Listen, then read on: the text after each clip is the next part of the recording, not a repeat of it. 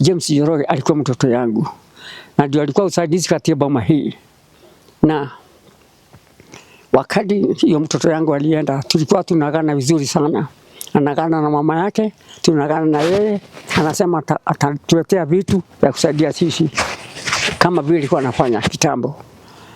Na wakati tulipata hiyo maneno, hiyo mnaelezwa na mama, tulishangaa ni kitu gani kinafanya hii mtoto wetu akuwe namna hiyo. Anafariki, anatuacha. Na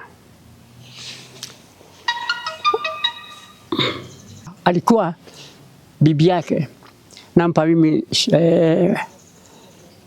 tarehe ya kurudi hospitali 23. Alikuwa anasema atakuja arudi hospitali. Hiyo mama bibi yake. Yaani walikuwa usaidizi hao wawili. Na ndio alikuwa analipa ile kitu kinaitwa SHA.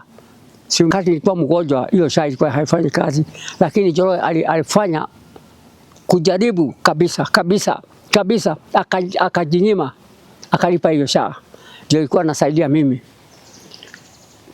Mimi hapo nawaambia nyinyi, nilikuwa simalizi hata wiki 2 bila hospitali.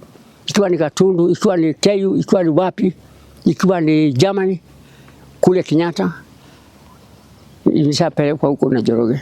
Kitu minalia kidogo ni usaidizi ya yule mtoto anabakia peke yake. Mtoto wa Njoroge yuko kwa hospitali na hatuna chochote cha kumtoa. Hatuna chochote cha usaidizi. Tunataka usaidizi kutoka kwa nyinyi juu ya hiyo mtoto. Limetupata bila kutarajia kwa vile ni accident, na tungeomba wahisani wema wale wanaweza kujitolea watusaidie kwa kuwapumzisha, kwa vile kupumzisha watu 4 familia moja ni kazi gumu, na tungeomba usaidizi kutoka kwa wahisani. Tungeomba gavana wa Matangi kama anaweza saidia, anaweza tusaidia.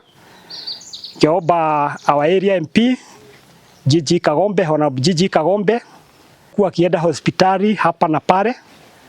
Kuna wakati alifanywa upasuaji wa macho, amekuwa akienda hospitali. Mama yake Njoroge ni mgonjwa na yeye ndio amekuwa usaidizi.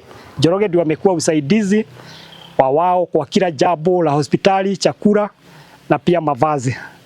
Kwa hivyo tungeomba wahisani wema wale wanaweza saidia, ili wazazi, kwa vile Njoroge ndio alikuwa kila kitu, waone angalau kuna wa kuwashikilia. Mama yake Njoroge anakuwa na ugonjwa wa kisukari na kila wakati anahitaji pesa ya hospitali. Njoroge ndiye alikuwa na usaidizi, chakula na hata mavazi.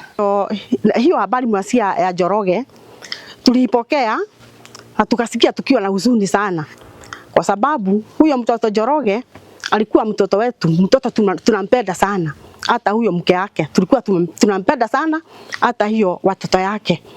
Hiyo habari Saida tulipokea, tulikuwa na huzuni tu.